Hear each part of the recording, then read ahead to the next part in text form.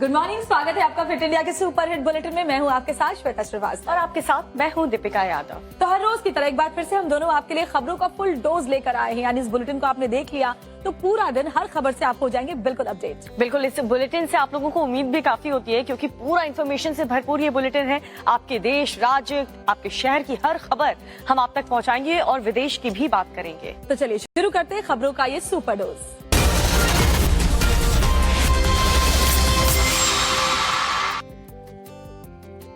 सबसे पहले बात पहाड़ी राज्य हिमाचल प्रदेश की करते हैं, जहां पर कुदरत की मार ऐसी पड़ी है इस बार कि वहां के लोग भी कह रहे हैं कि ऐसी तबाही उन्होंने कभी भी अपने जीवन में देखी नहीं है।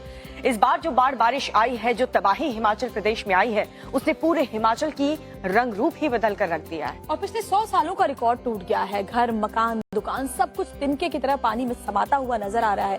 लगातार हो रहे लैंडस्लाइड की वजह से रास्ते बंद हो गए हैं। यानी ये जो कुदरत की मार पड़ी है उससे उबरने में काफी वक्त लग जाएगा।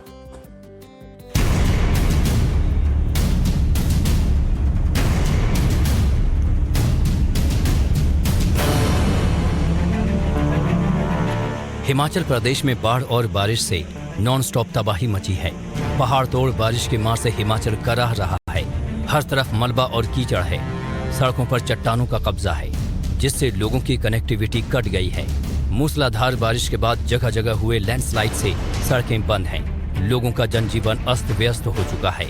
इस तरह की प्राकृतिक आपदा शिमला को झेलनी पड़ी है। कभी सपने में भी नहीं सोचा होगा कि ऐसी प्राकृतिक आपदा जो है शिमला को झेलनी पड़ेगी। लोग जो हैं डर के माहौल में हैं। आपको दिखा देती हूँ किस तरह के हालात जो है यहाँ पे हैं। आप देख सकते हैं लोग जो हैं रिस्क लेकर यहाँ से क्रॉस कर रहे हैं। कल तक यहाँ पे सड़क थी। ये हाल हिमाचल के शिमला का ही नहीं बल्कि ज्यादातर जिलों में हालात यही हैं। शहर वासियों की माने तो ऐसी तबाही इससे पहले उन्होंने कभी नहीं देखी।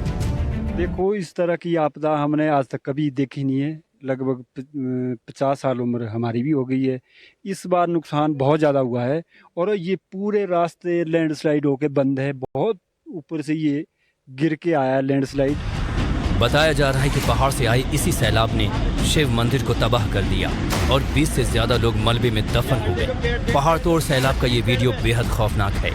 मलबे के साथ मोटे मोटे पेड़, मिट्टी और बड़े बड़े पत्थर बहते चले जा रहे हैं। पहाड़ तोड़ बारिश और भूस्खलन ने हिमाचल प्रदेश का नक्शा बदल दिया है। रिहायशी इलाकों में कई फीट मलबा भरा है। घरों के अंदर कीचड़ का कब्जा है। सड़कों का हाल देखकर आप हैरान रह जाएंगे। जगह जगह गाड़ियां फंसी हैं। मंडी के सरकाघाट में भूस्खलन का डरावना वीडियो देखिए। 10 सेकंड के अंदर 3 मंजिला मकान मलबे में तब्दील हो गया। भूस्खलन के बाद पहाड़ का हिस्सा टूटा और मकान देखते ही देखते जमींदोज हो गया। कालका शिमला नेशनल हाईवे 5 पर बार बार हो रहे लैंडस्लाइड से जगह जगह मोटी मोटी दरारें आ गई हैं। सड़क किनारे बने तमाम मकान भी डेंजर जोन में हैं। सुरक्षा के मद्देनजर मकानों को खाली करा लिया गया है। सोलन के सनवारा के पास हाईवे की स्थिति बहुत भयावह है। और उत्तराखंड में बादलों ने भयंकर तबाही मचाई। यानी कि सिर्फ हिमाचल प्रदेश ही नहीं, पहाड़ी राज्य उत्तराखंड में भी हालात ऐसे हैं कि लैंडस्लाइड ने सड़कें बर्बाद कर दी हैं और लोग जहां तहां फंसे हुए हैं। जी हाँ, सड़कें टूट रही हैं। जो लोग होटल में फंसे थे, होटल भी वापस से गिर के घरों को नुकसान पहुंच रहा है। पूरी तरफ बर्बादी ही बर्बादी नजर आएगी। देखिए रिपोर्ट। पहाड़ों पर तबाही और बर्बादी की डराने वाली तस्वीरें उत्तराखंड से भी लगातार सामने आ रही हैं। देहरादून की विकासनगर तहसील में 15 घर और 7 गौशाला भूस्खलन से पूरी तरह तबाह हो गए। तस्वीरें देखिए, हर तरफ मलबा और घरों का खंडहर ही नजर आ रहा है। पूरा गांव तबाह हो गया है। सड़कें, मकान, स्कूल सभी जगह दरारें पड़ गई हैं। ग्राउंड जीरो से दिखा रहा हूँ, वो तस्वीरें देखिए। जमीन में कितनी बड़ी बड़ी दरारें पड़ चुकी हैं और इन दरारों के बाद ये बच्चों का प्लेग्राउंड है और जहाँ से हम जाते हैं एकदम स्कूल में सामने एंट्री करते हैं, ये उनका बरामदा है और बरामदे में देखिए कितनी बड़ी बड़ी दरारें आ गई। ये दरारें अपने आप में सब कुछ बयां कर रही हैं। ग्रामीणों को गांव छोड़ना पड़ा है। लोगों के सामने जनजीवन का संकट खड़ा हो गया है। अरे सामने गिरा मकान, कुछ घर पे अकेली थी मैं, 2 मेरे बच्चे थे, कुछ नहीं बचा सका, हमारा कुछ भी नहीं है, कुछ नहीं रहा। जो तन में कपड़ा है ये कपड़ा है, ना कुछ नहीं निकाल पाए हमने। तो उधर लांघा जाखन गांव में बीती रात भूस्खलन हुआ और तबाही मच गई। गांव में 16 परिवारों के 50 लोग रहते हैं। भूस्खलन से जानमाल का नुकसान नहीं हुआ। प्रभावित लोगों को पचता गांव के राहत शिविरों में शिफ्ट किया गया है। भूस्खलन की वजह से सड़कें धंस गई हैं।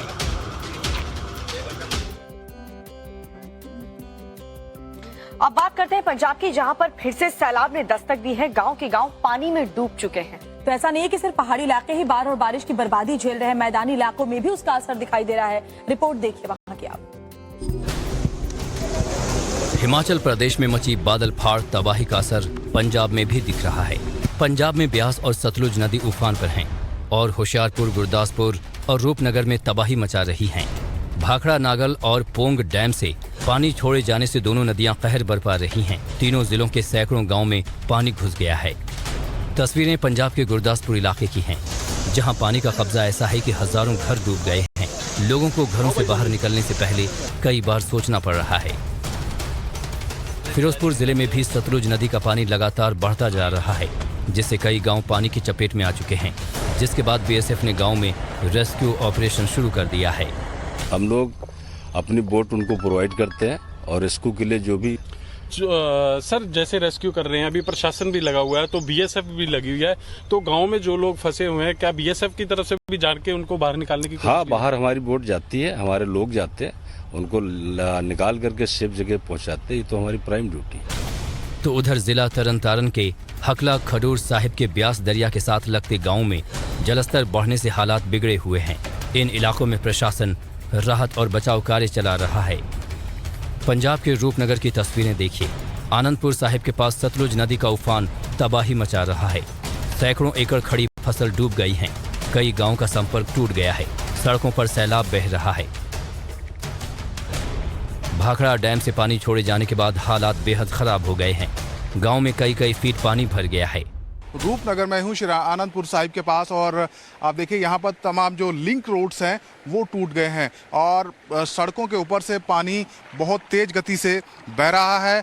करीब 50 से ज़्यादा गांव अकेले नंगल और आनंदपुर साहिब के पास जो है वो प्रभावित हुए हैं और पानी इतना ज़्यादा है कि वाहनों का आना जाना तो छोड़िए, पैदल आना जाना भी मुश्किल है। और देखिए एक जो यहाँ के ग्रामीण हैं वो पानी में से होकर यहाँ गुजर रहे हैं। कितना पानी है इसका अंदाजा आप लगाइए। जैसे जैसे वो आगे बढ़ रहे हैं पानी का स्तर बढ़ता जा रहा है। और मैं आपको साथ ही साथ जो नुकसान है वो भी दिखाऊंगा किसानों का।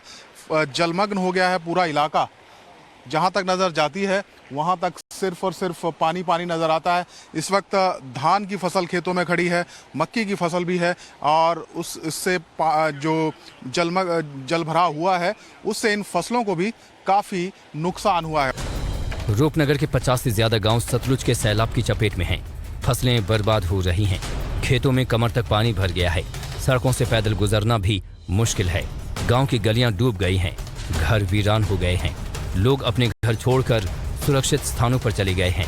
सतलुज नदी के किनारे बसे गांव में त्राही है।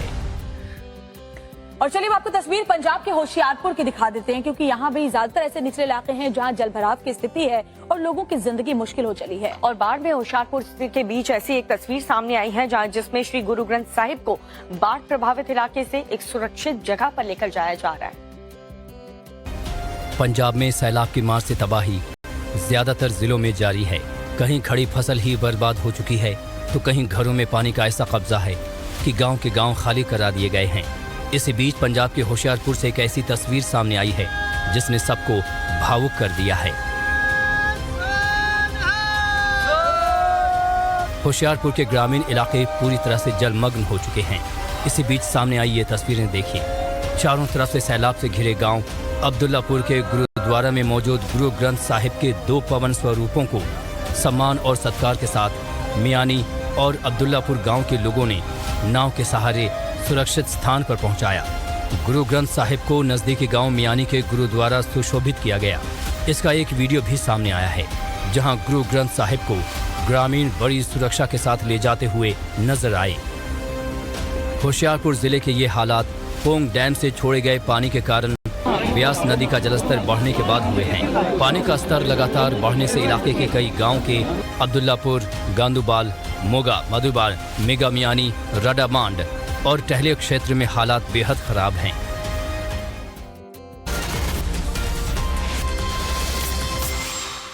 जो बारिश हो रही है उसका काफी ज्यादा असर मैदानी इलाकों में दिख रहा है। अगर बात यूपी की करें तो ऐसे 12 जिले हैं जहां पर बाढ़ आ सकती है। तो यूपी से लेकर बिहार तक क्या हालात बने हुए आपको एक्सक्लूसिव रिपोर्ट के जरिए दिखा देते हैं। पहाड़ी इलाकों के साथ मैदानी इलाकों में भी मूसलाधार बारिश ने मुसीबत बढ़ा दी है। यूपी के कई जिलों में हालात बेहद खराब हैं। यूपी के अमरोहा की तस्वीरें देखिए। यहाँ एक बुजुर्ग मजाक में बाढ़ में बह गया।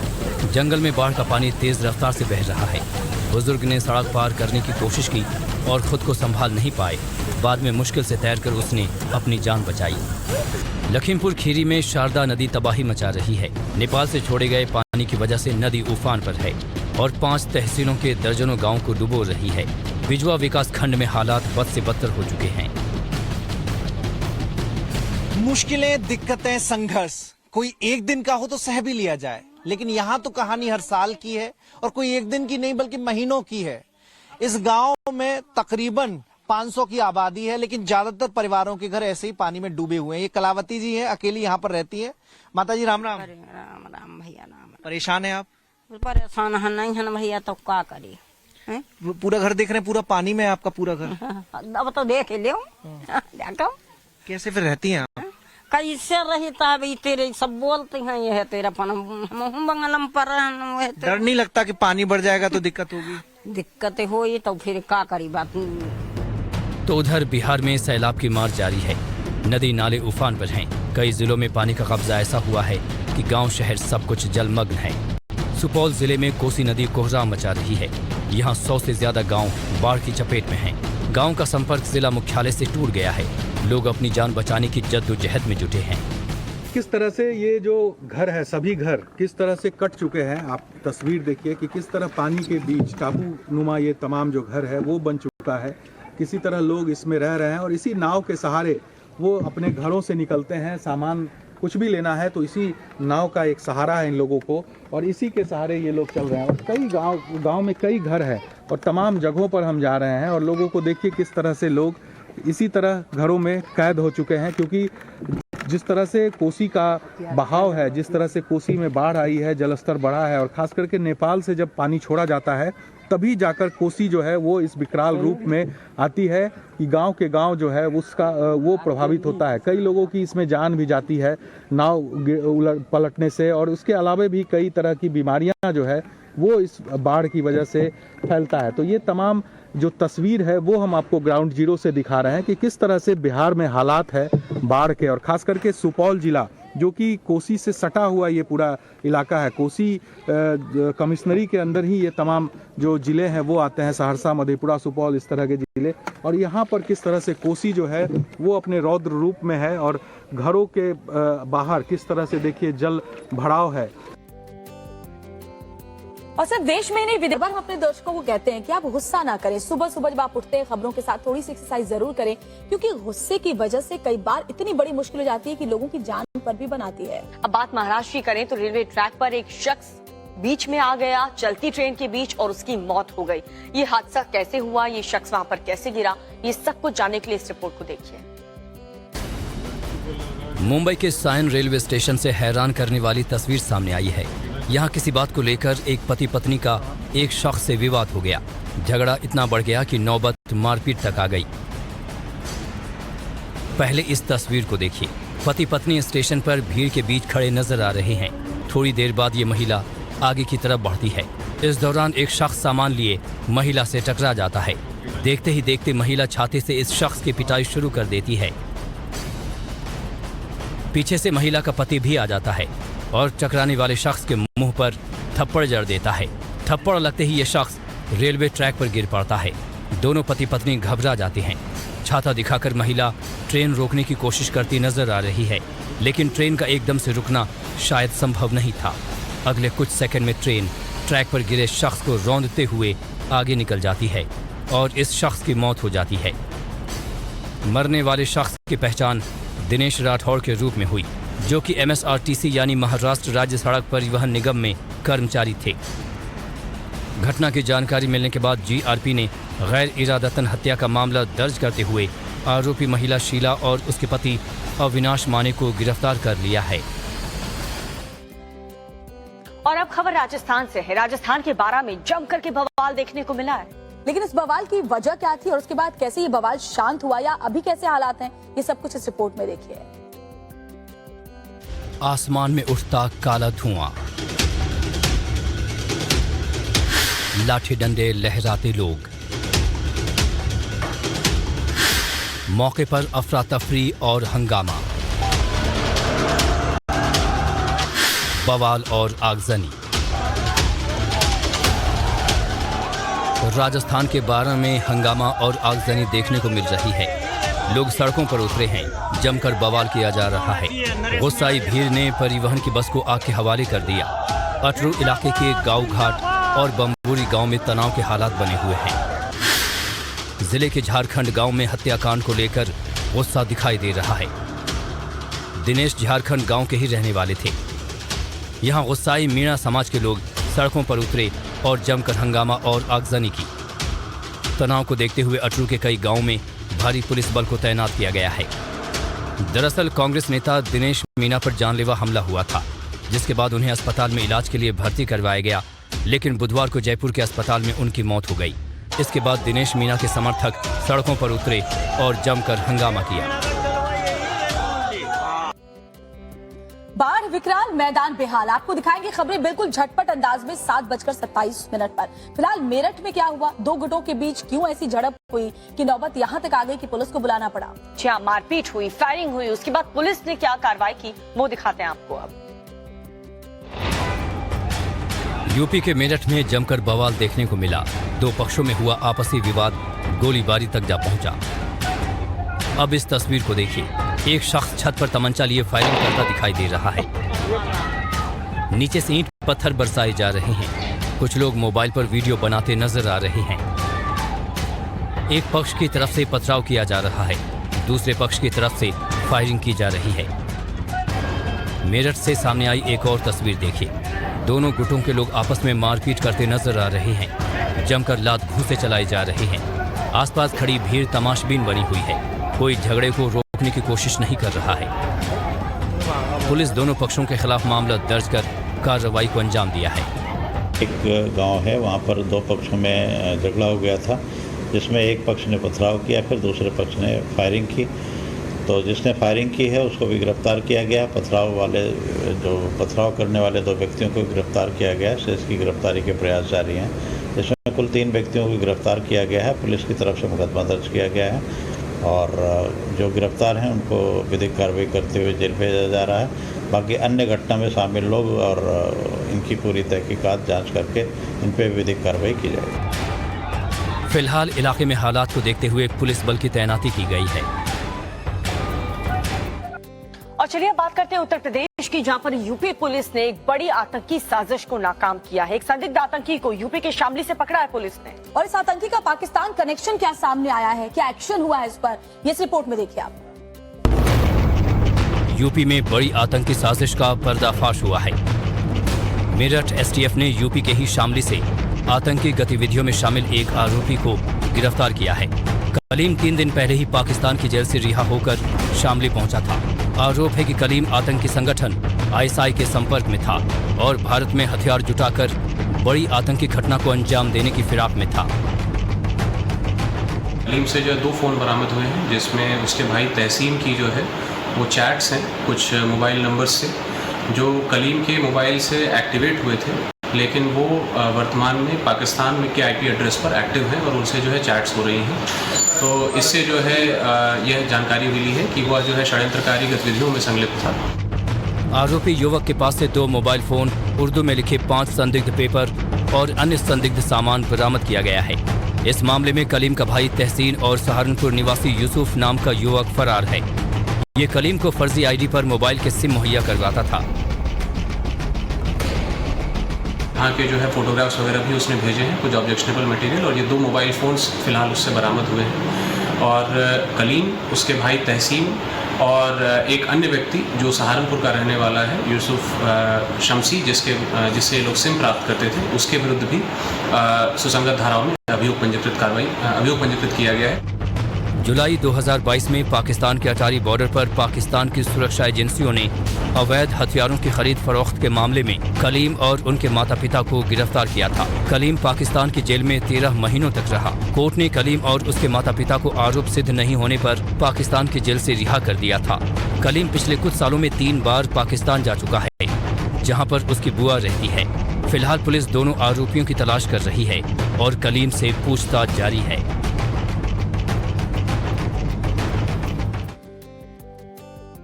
और बात उत्तर प्रदेश के कानपुर की, जहां पढ़ाई की आड़ में कुछ और ही खेल चल रहा था, जहां पर एक ट्यूशन टीचर एक छात्रा से गंदी बात कर रहा था। चलिए इसकी पूरी खबर आपको दिखाते हैं कि आखिर ये मौलवी कौन था जो स्टूडेंट्स के साथ ऐसी गंदी बातें करता था। पुलिस के गिरफ्त में खड़ा ये शख्स ट्यूशन टीचर है। नाम है मौलाना आमिर, और इस पर जो इल्जाम लगे हैं वो सुनकर आप हैरान रह जाएंगे। ये तस्वीरें उत्तर प्रदेश के कानपुर स्थित चमनगंज की हैं।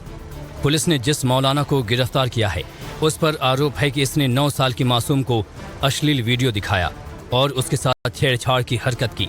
ये मौलाना मासूम की जान पहचान का ही था। हाफिज जी जो घर पे पढ़ाने आते थे, मेरी बच्ची को गंदी वीडियो दिखाते थे और कहते थे कि तुमको ऐसा ये सब करना है। तो मेरी बच्ची ने खाना पीना भी छोड़ दिया था, खेलना कूदना सब छोड़ दिया था। इसी वजह से हम परेशान रहते थे कि क्या वजह है। कल रात में उसने मुझे बताया कि हाफिज जी हमसे ऐसा ऐसा कहते हैं। दरअसल ये 2 नाबालिग बहनों को ट्यूशन पढ़ाने उनके घर जाता था और पढ़ाई के दौरान मोबाइल पर उन्हें अश्लील तस्वीरें दिखाता था। मासूमों ने घर वालों को आप बीती सुनाई तो वो हैरान रह गए। अब मौलाना के खिलाफ चमनगंज में मुकदमा दर्ज कराया है। छोटी बेटी ने बताया कि वो जब भी कहते थे हम मम्मी को बता देंगे तो बोलते थे कि बताओगे तो मारेंगे दोनों को। मामले में पुलिस ने मौलाना को गिरफ्तार कर मोबाइल को कब्जे में ले लिया है।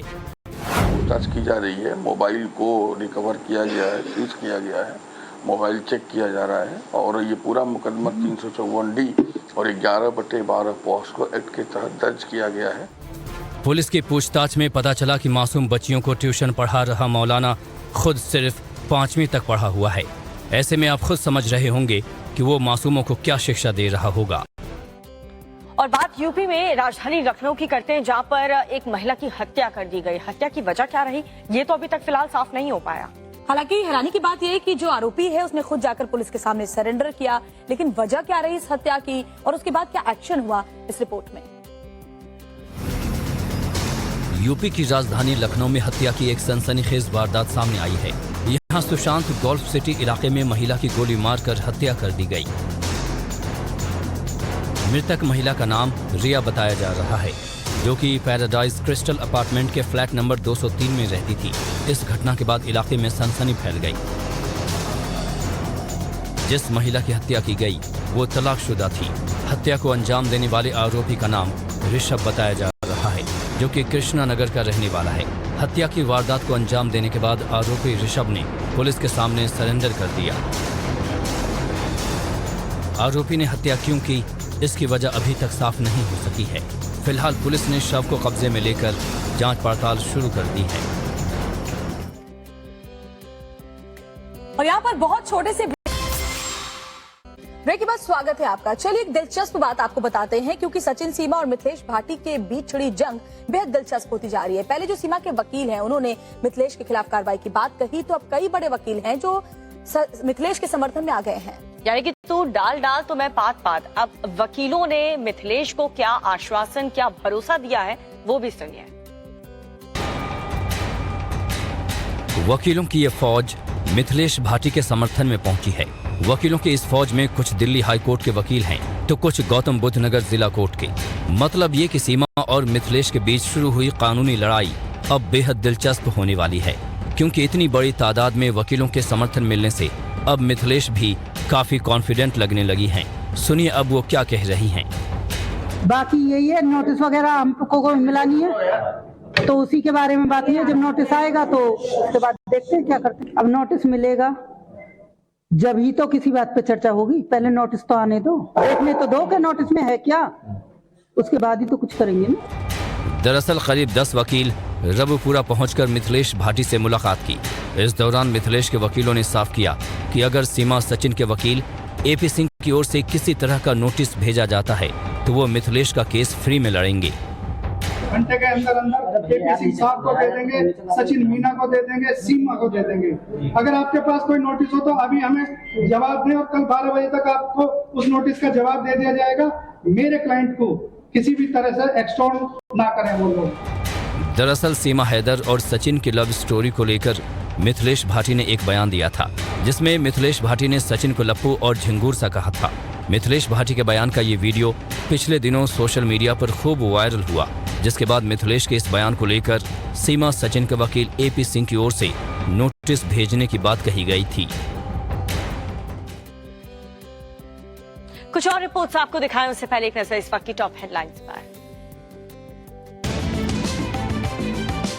दिल्ली दौरा जो है वो इसकी एक बड़ी वजह है। जी हाँ, इस रिपोर्ट में आपको दिखाते हैं पूरी खबर। सबसे पहले इस तस्वीर को देखिए। ये तस्वीरें बुधवार की हैं। जगह है दिल्ली का सदैव अटल। जी हाँ, ये पूर्व प्रधानमंत्री अटल बिहारी वाजपेयी का स्मारक स्थल है, जहां नीतीश कुमार श्रद्धांजलि देने पहुंचे हैं। अब इसको लेकर सुनिए क्या हमले किए जा रहे हैं। वाजपेयी जो सबके श्रद्धेय है, हम उनको इतना श्रद्धा करते हैं। कोई नीतीश जी से पूछे भाई पिछले साल काहे नहीं गए थे, इस बार अभी जानने की क्या जरूरत है? ये उनका दबाव बनाने का तरीका है एनडीए वालों को। सवाल लाजमी है, क्योंकि सियासत में कुछ भी यूं ही नहीं होता। उस पर भी अगर नीतीश कुमार जैसे पॉलिटिशियन हों तो फिर कहने ही क्या। सुनिए प्रशांत किशोर ने अपने ही सवाल पर क्या जवाब दिया है। ये नीतीश कुमार का अपना राजनीति करने का तरीका है। एक दरवाजे को खोलते हैं और पीछे से एक खिड़की और बगल में एक रोशनदान, दोनों को खोल के रखते हैं। कब किसकी जरूरत पड़ जाए। अब सवाल है कि नीतीश कुमार के लिए फिलहाल दरवाजा कौन है, खिड़की कौन है और रोशनदान कौन है, आप खुद सुन लीजिए। इंडिया उनके लिए दरवाजा है।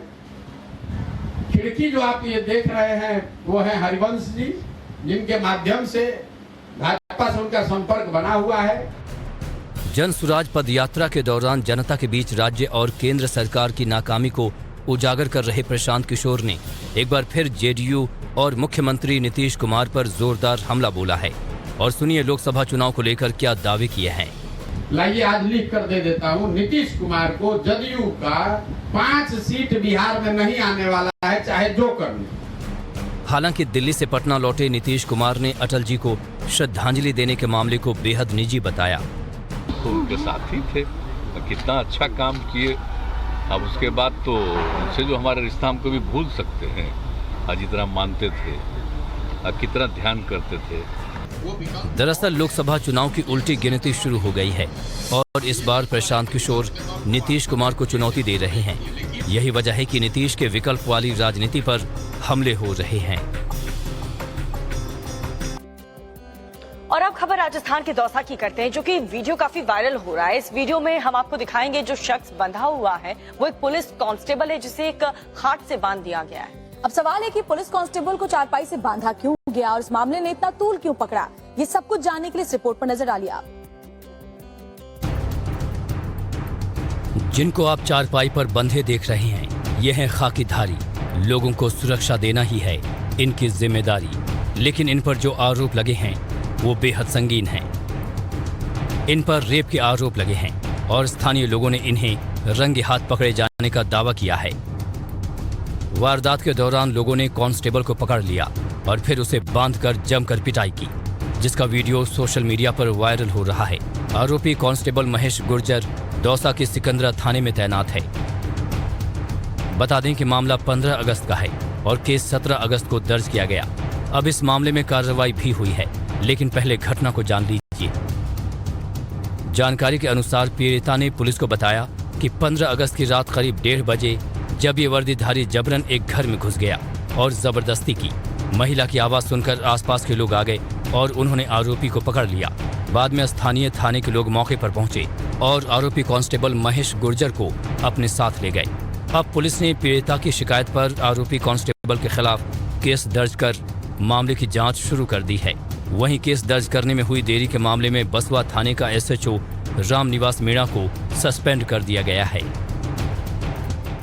अब आपको एक और अगली खबर दिखाते हैं, जहां पर बीजेपी विधायक और साथी क्रिकेटर रविंद्र जडेजा की पत्नी रिवाबा जडेजा नाराज नजर आई और उनकी नाराजगी का आलम ये था कि सरेआम ही वो झाड़ लगाती हुई दिखाई पड़ी। जी आखिर रिवाबा को इतना गुस्सा आया क्यों और उन्होंने किसे गुस्से में फटकार लगाई, आप भी देखिए। जरा गौर से देखिए इन तस्वीरों को और अंदाजा लगाइए कि रिवाबा जडेजा कितने गुस्से में हैं। उनका हाव भाव देखकर साफ नजर आ रहा है कि वो अपने सामने वाली महिला को झाड़ लगा रही हैं। अब सवाल है कि आखिर किसे सरेआम फटकार लगा रही हैं रिवाबा। ये तस्वीरें गुजरात के जामनगर की हैं, जहां विधायक रिवाबा मेरी मिट्टी मेरा देश कार्यक्रम में भाग लेने पहुंची थी और पहले वो जिसे फटकार लगाती नजर आ रही हैं वो है जामनगर शहर की मेयर। दरअसल कार्यक्रम के दौरान जामनगर शहर के मेयर और सांसद के साथ रिवाबा की तू मैं हो गई। विधायक रिवाबा सार्वजनिक कार्यक्रम में सबके सामने किसी बात को लेकर सांसद और मेयर पर भड़क गई और वीडियो उसी घटना से जुड़ा है जिसमें रिवाबा सांसद और मेयर से झगड़ती हुई दिख रही हैं। वीडियो में रिवाबा ने मेयर से अपनी औकात में रहने की बात कही तो वहीं सांसद को भी बता दिया कि सब उन्हीं का किया धरा है। अब सवाल है कि रिवाबा को गुस्सा क्यों आया, तो ये आप खुद सुन लीजिए। મેં પોતે જે ચપ્પલ છે રિમૂવ કરી અને પ્રધાનમંત્રી શ્રી અને રાષ્ટ્રપતિ શ્રી પણ આવા કાર્યક્રમોમાં ચપ્પલ ઉતારતા નથી હોતા, પણ અમુક ભાન વગરના લોકો કે જેમને કઈ ભાન નથી પડતી।